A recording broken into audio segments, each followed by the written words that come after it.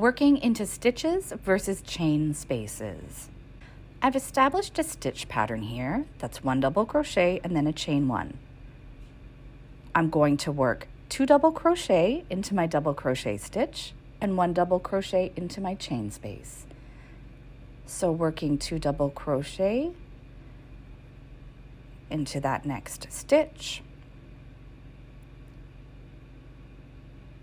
And once I've completed this second double crochet, I will yarn over hook and insert my hook into the negative space under that chain and simply resolve my double crochet around that chain space.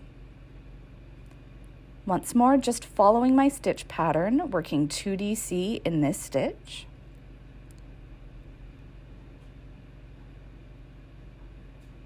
And then I will yarn over and insert my hook into the negative space under that chain and work my double crochet.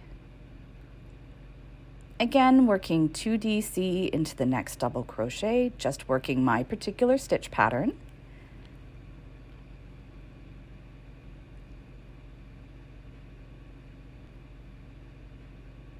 And then yarning over, inserting my hook into the negative space under the chain and working a double crochet.